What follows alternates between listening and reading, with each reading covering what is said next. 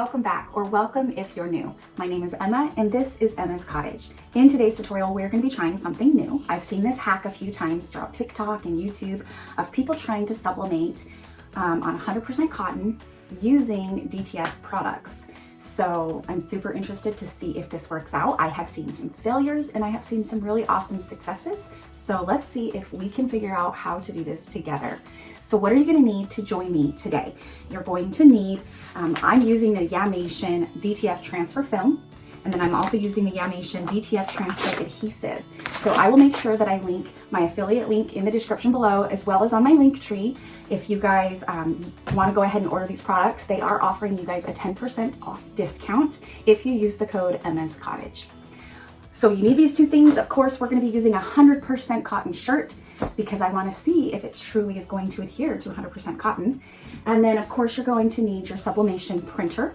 In my case, I have my Epson printer that I converted into sublimation printer by putting sublimation ink into it. And then lastly, you're going to need your heat source so that you can cure your print, and then you can also press your print once you're ready. I get asked this all the time, so I might as well just go ahead and tell you. This press I got from my craft source. I will also have that linked in the description below. And of course, my craft source website is also linked on my link tree. If you guys look in the description below, it should be one of the top ones on there. We'll say Emma's link tree. You can see all of my favorite things through Amazon and all of my favorite websites, where I get my shirts from, where I get my designs from. All of it's going to be linked right there. Super easy for you guys to find. And then of course with my craft source, you guys also get a discount there, which is by using Emma's Cottage at checkout. Okay, like I said, this is the first time that I'm doing this, so we're going to learn together. I did watch a few tutorials, a few people succeeding, a few people failing, and so hopefully I can learn from them, and then all of us can learn together. Hopefully this will be a successful video.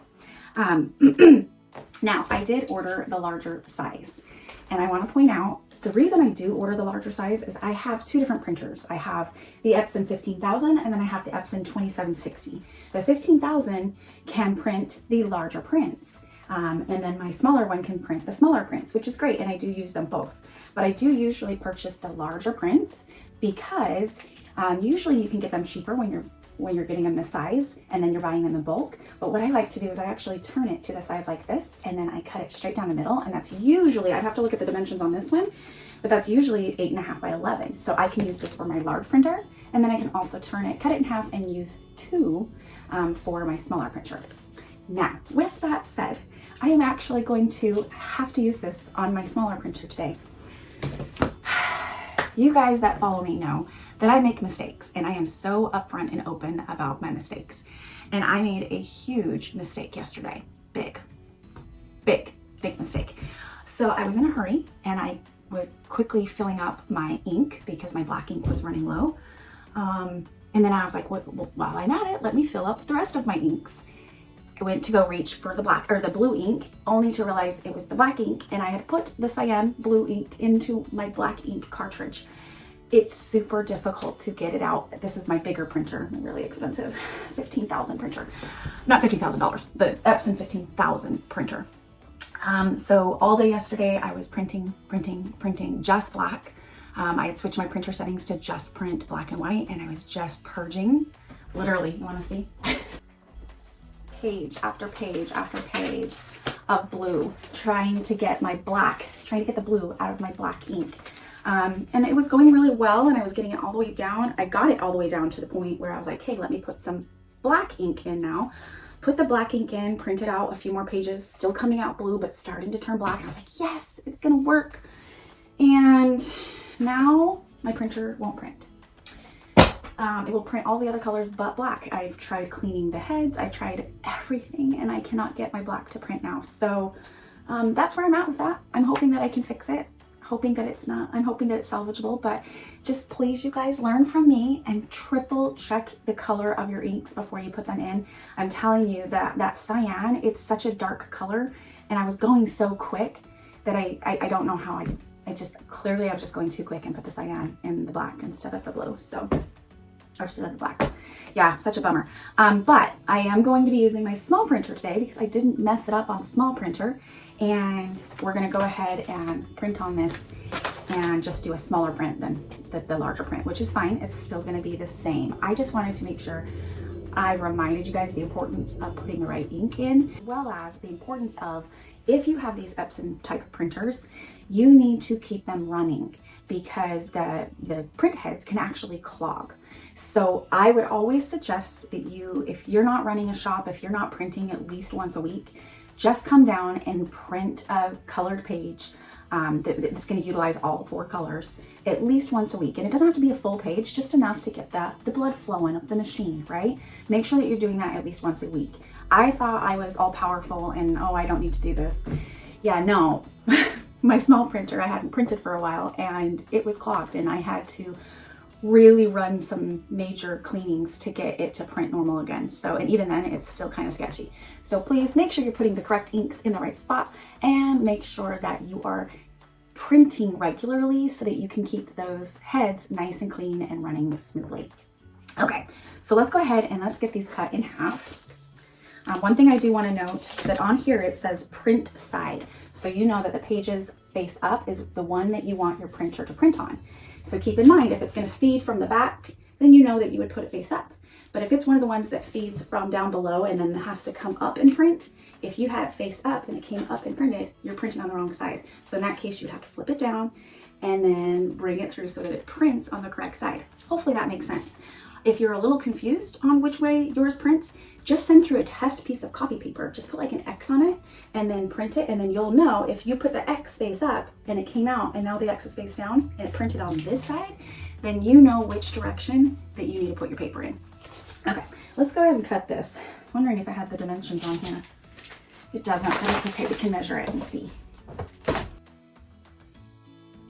Hopefully it doesn't hurt it if I cut it. We'll see together, right? I'm just going to do one page. I'm going to leave the rest in here.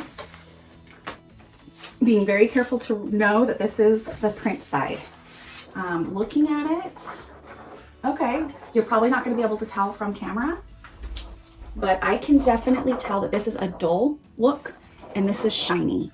Definitely 2 different fills. Oh, look, I have two pages. Still same thing. This is dull. This is shiny. It is definitely hard to tell though, you guys, you know, just looking at it from the naked eye. So make sure that you're really careful and that you know exactly which one is the print side. So I'm gonna always keep this side up, knowing that this is the print side. Let's go ahead and cut it. So if I'm doing 8.5 by 11, I'm just gonna go over to the 8.5 mark. Cut it. That was easy. And then let's just measure this to see if it is 8.5. It's probably not. I don't think it's right. Nope. That is, so these are not a full sheet, but that's okay. So this is still going to be 8.5. And then it's a little longer than 11 actually. So I'm going to take it over to my 11. Again, I'm just fitting it so that it can fit into my smaller printer. And you could still use this if you had a smaller image. Okay, it's definitely skinnier than 8.5. It's only 8. It's only 8 inches, but that's okay. If your image was only 8 inches this way, then you could still use this by taping it onto copy paper. Now, with that said, we will be putting this on copy paper today. I have seen some failures and I have seen some successes of people being able to feed this through their machine. And most of them have not been able to feed it through the machine. Few different things that I'm thinking it's too slick, that the machine can't quite grasp it. Another person said that because it's somewhat transparent, that the machine isn't detecting that it's there. So either way, I'm gonna go ahead and just tape it to a piece of copy paper with some masking tape so that we can help feed it through when we go to do our print. Okay, I went ahead and cut another piece so that we've got it ready, because I'm gonna do 2 shirts today. And then we've got just regular copy paper. And I am just going to lay this on top of each other, keeping in mind that the print side is face up because we want to print on this side. I'm just gonna overhang it from my desk here. Just try and make it as straight as possible. And I'm gonna use painter's tape. I think it's works just as well as masking tape. And I'm just gonna barely, I don't want it to touch this that much. I don't want it to get in the way of my print. Yeah, so I think something like that will work. See, it's just barely hanging over. Got a lot on the back, no big deal, but just enough that it won't touch your image at the top. That should work. Let's do the same thing to this one. I also saw another video where instead of using this tape, they used spray adhesive and had this adhere to the back of your copy paper. But I just don't know if that's the best idea, because I don't want to mess with this. Like if that's gonna affect when you go to press it. I don't know. So let's just stick with the tape. Okay, we're gonna go over to my printer. I'm gonna go ahead and get these printed out. Again, the way mine feeds is from the back of my printer. So I'm gonna have this feed in face up so that it prints on this side of the sheet, and then we will cure it. So I'm gonna go ahead and turn my heat press on, because you're gonna need that heat to help cure it. And I'm gonna go ahead and lower the temperature. Right now it's set at 400 because I'm usually always sublimating. I'm gonna go ahead and lower it to about 385. And then you can also get this ready. So this is your adhesive.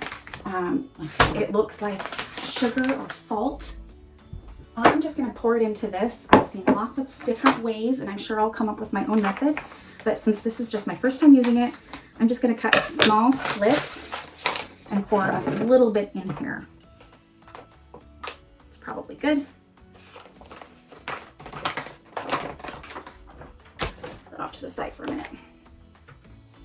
Okay, so we've got everything ready. Let's just go ahead and get this printed. Oh, last thing, I'm gonna use some butcher paper.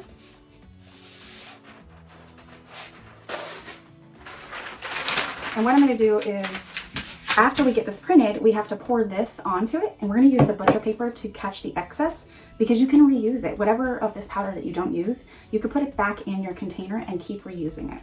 Okay, let's go ahead and get our images printed on here. Okay, you guys, that was a lot harder than I thought. And I did go back through and watch a few other tutorials that I've seen on YouTube. And I think the #1 complaint that everyone has is I can't get it to feed through my printer. It's been probably an hour of me trying to get it to feed through. It would either like not even pull it, or it would pull it and it would do a jam. Like, it was really frustrating. So I'm gonna tell you right now, I'm not a huge fan of this hack, but we'll see. The good news is I couldn't get it to feed through my 2760. So I kept playing with my 15,000, even though it wasn't working. And I actually got the black to start printing again, and the black actually is looking black. So I think it may have resolved itself. I could not get it to print from the back side, which would print the big print straight through. No matter how hard I tried and tried, couldn't do it. So then I tried feeding it through the underneath, where you can do the smaller 8.5 by 11s. I got it to print through on the very first attempt of doing that. I don't know, like I want to do another one. We'll see if I can get it to print again, but I don't know, you guys. At this point, I'm just gonna try and continue on with the print that I did, and we'll see if it even works before I go and waste any more time trying to feed it through the printer. One thing I do want to point out though, these printers are not meant for DTF. They're not meant for this film. This film is super slippery, and it's just really hard for it to catch on. The wheels are not meant for it. You can see you have little lines here and there. Hopefully you can see that. You can see dots of ink. This ink is very wet. If I were to touch this and go like this, the whole thing would spread. So if you were to press that, you're gonna have all of these ink splotches. You can see all of those lines. You're gonna have all of those. So my workaround, again, I don't know if this is gonna work. I don't even know if this is okay to do, is I couldn't wipe it off. It wasn't coming off dry. So I've just been dipping it here in some water with a Q-tip, just barely, not a ton of water, just barely, and then being very careful to try and wipe it off.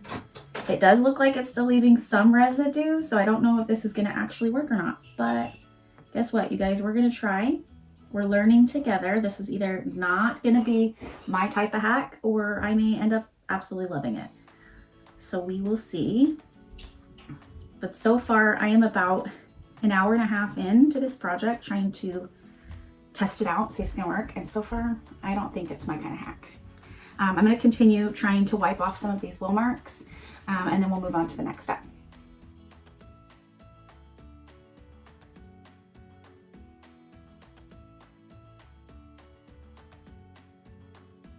All right, you guys, I think that's as good as I'm gonna get it.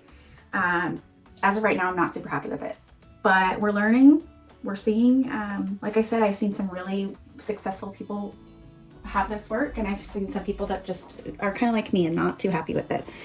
See if I can get in really close. You can see like that M there, that O, you can see it looks like it's dripping. It's not that it's dripping, it's wheel marks that came down. If you get too close to that with your Q-tip, it will actually, you pull the ink out of it and it makes it even worse. So the closer you get to the words, actually the worse it makes it.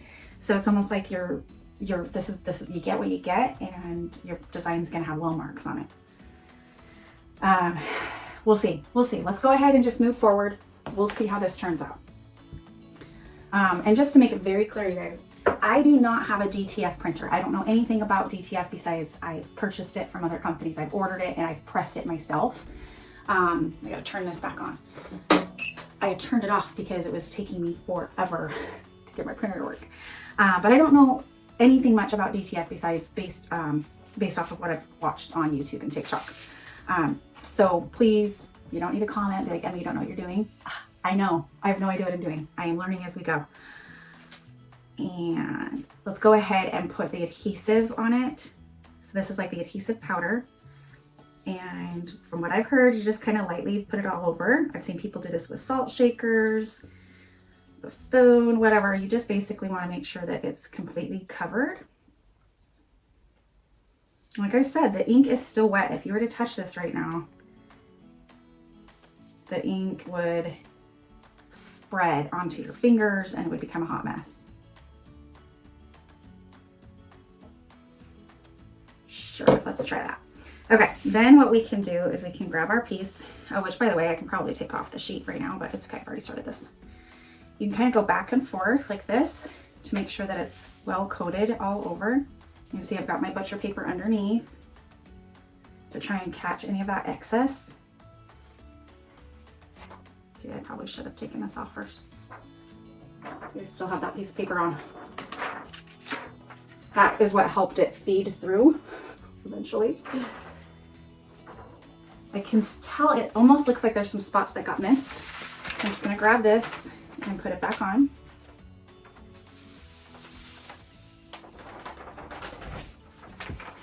And let's do it again.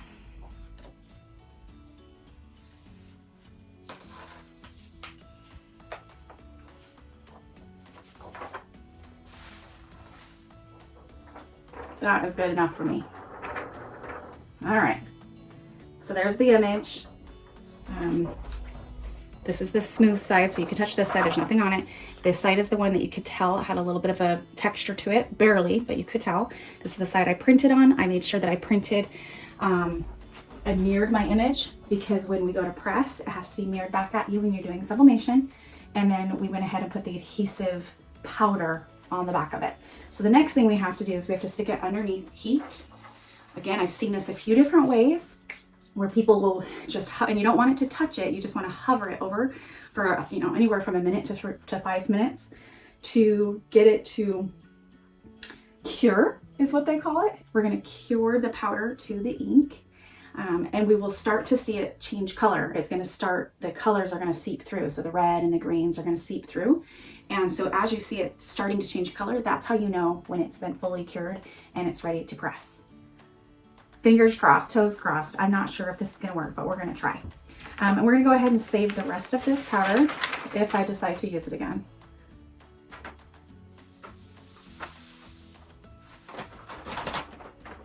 Get that out of the way for now. A little hand vacuum.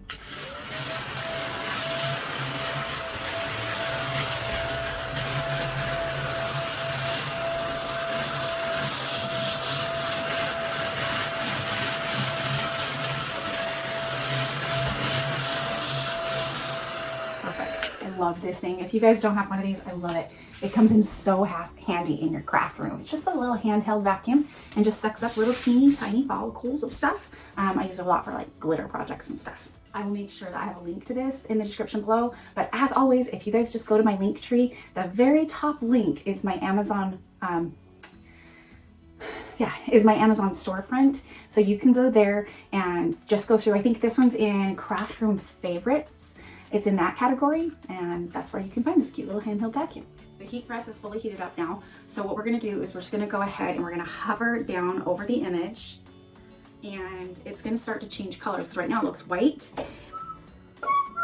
But as we're putting the heat down by it, it's supposed to activate, or not activate, cure the adhesive that's over the ink, cure it to the ink, I guess. So again, we're not touching the image at all. We're just hovering over it to try and cure the ink to the adhesive powder. Hopefully I'm doing this right. One thing that I forgot to mention is over the last hour, as I was trying to figure out how to get my printers to feed this film, one of the comments on one of the other videos said that they tried switching their paper type to like a photo glossy paper. So that's actually what I tried the last go around. I switched it to the photo glossy paper and it did pull through. So I'm not sure if I just got lucky after an hour or if really switching it to that photo glossy paper is what did the trick on allowing it to feed through. So if I do a second attempt and print another piece, then I'll let you know if that's what it was. Okay, so we did that for about 60 seconds. Let me show you what's happening here. Hopefully you can see this. You can see in some areas, hopefully you can see it's really see-through. In some areas, like this is starting to really, almost looks like it's crystallizing, like it's turning red. But there's other areas that are still really white. So I'm just gonna actually switch it the other way. I feel like I'm getting more heat since this is a clamshell down at that bottom. All right. All right, you guys, the moment of truth to see if this is actually gonna work. Let's just go ahead and put it on this one. Doesn't really matter. So of course, no matter what you're doing, if you're putting on HTV, a screen print, sublimation, any of those type of things, whenever you're pressing something onto a fabric like this, you always want to pre-press that fabric to get any of the moistures out. It also helps to somewhat shrink that, pre-shrink that shirt so that when you go to add on a type of image, it's not going to pre-shrink and then ruin the image. I typically will do this for about 5 to 10 seconds. I should have lint rolled it first, I forgot. Okay, one other thing that I've heard people say is once you set it down, don't shift it because this ink is still somewhat wet. And if you shift it, you might have your ink spread on your shirt. So I'm gonna just be as careful as I can. Luckily it's see-through so I can see it. Unlike sublimation paper, you can't see through sublimation paper. So I'm gonna go ahead and just stick it here. Now I probably should have something in between my shirt just in case, but you know what, you guys, it is what it is today. Get some butcher paper. I'm just gonna put it there as an extra protection. I do have my Teflon sheet already, but I always use this just as extra protection to my press. So right now I have my press set at 385 degrees and I'm gonna press this for like probably 40 seconds. Again, I've seen so many videos on like, oh, press it for 15 seconds, press it at 400 degrees. I don't think anybody has like a right way. And with that said, I don't think, as far as I don't know if there's actually people out there selling this as a product. Would I sell this as a product? No, I wouldn't. As of right now, my opinion on it is it's way too time consuming. There's other products out there. I mean, if you wanted to sublimate on cotton, you could use Easy Subli, you could use Glitter HTV, you could use Wonder Subli, which is the spray, there's the poly spray. those type of things to me, as of right now, seem like they would be easier and way less time consuming than this has taken.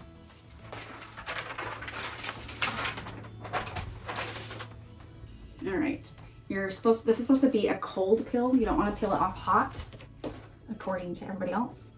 This is a mess. I feel like I've got ink everywhere. So we're gonna wait for it to cool down, and then we'll try and peel it. We'll see if it worked. But as of right now, I'm not gonna get my hopes up. All right, you guys, it's pretty cool. There's no warmth or heat to this at all whatsoever. So we're gonna go ahead and try and peel it off, and let's see if it stays. Okay, all right. So it kind of peels off, it's like the feel. It peels off almost like a full color transfer, because it's pretty much what it is. Okay, it worked, you guys. It totally worked. I guess I can't call it a complete failure. Let's see. Actually, I would wear this. I wouldn't sell it, like I said, because you can see those lines that were on there. You can see different pieces of ink. Some of it didn't work out so well. I think it was my printer. I don't know. Am I 100% sold on this? No, I'm not. But I think that if I was going to do something like this for myself at home, or if I was doing some cute Christmas shirts for me and my family for a Christmas Eve night or something like that, something that we're not going to wear over and over again, then yeah, I think that this actually could be a fun hack. You know, my husband, he hates polyester shirts. He loves cotton. So this is a great way for him to still get that cotton feel. Let's talk about the fill actually. So the fill to this, interesting. It's like, it almost feels like vinyl, like HTV, but thinner. It almost feels like a full color transfer like you get from my craft source, but not as rough. Like, it's definitely smoother, and maybe that's because it's the Sublimation ink versus the other ink. Let me make sure it didn't do anything to the middle of the shirt. No, didn't bleed through. So truly, you guys, it is a hack. It really did work. It took me an hour to try and get my printer to print. Was the photo glossy paper the trick? It very well could have been. Am I going to try it again right now? No. Will I try it again? Yes, I think I will. I'm just beat. It's been a long day. This is a long tutorial. I'm gonna have to like really break it down a lot because this was a lot to try and do. But it did turn out really cute. I really do like it. If you guys like this design, I did get this on Design Bundles. I will make sure that I have a link to this exact design in the description below, just in case you're interested. But yeah, I actually think that turned out pretty cute. But again, I wouldn't sell it because of the imperfections. Could I learn to perfect this? Probably. Do I have the patience today? No, I don't have the patience today because it's already been a long time trying to get it to feed into my printer. But hey, if you guys have perfected this method, you have figured out how to trick your printer into printing, you know, those transfer sheets, because they are so, let me show you. Again, they're super glossy. They call it a transfer film, right? And it's this stuff, it's just so thin and so glossy, almost like a silky fill, that as it's being pulled through, your printer is just super confused and doesn't want to accept the paper. So again, if you guys found a good workaround, if you guys have perfected this hack, then make sure that you let us all know in the comments below. And at least I tried it. There were so many people saying, hey, has anybody tried this yet? I've seen a few tutorials. Like I said, some of them were successful, but many of them were not. I would say mine is right there in the in-between. I got it to work, but am I fully satisfied with it? Not for my first attempt. I think maybe after a few attempts, I could figure out how to get in there and remove those lines, those will lines from my printer. But yeah, I'm sure that I could probably try and figure it out. But again, what do you guys think? Leave it in the comments below what you think about this hack, and if you're going to try the hack. If you're interested in the products, like I said at the beginning of the video, I got it from Yamation. I'm not sure if I'm saying that right. I will make sure that I have a link They have an Amazon page and they have a website. I will make sure I have the link listed below. They are offering a 10% discount if you guys just want to try to see if you guys like it. Again, make sure you use the code Emma's Cottage to get that 10% discount so that you can see if you guys like it. But, you know, other than that, we tried it, you guys. That's what this channel is for. I am here to try out new things, let you know if they work, let you know if they don't work, show you my failures so that you guys don't make those same mistakes. I hope you guys liked this video. As always, thank you guys so much for watching. If you did like this video, go ahead and give me a thumbs up so that I know it's the type of content that you are looking for. But the most important thing, you guys, ring that bell so that you will get notified anytime that I upload a new video. Until next time, we'll see you later, friends.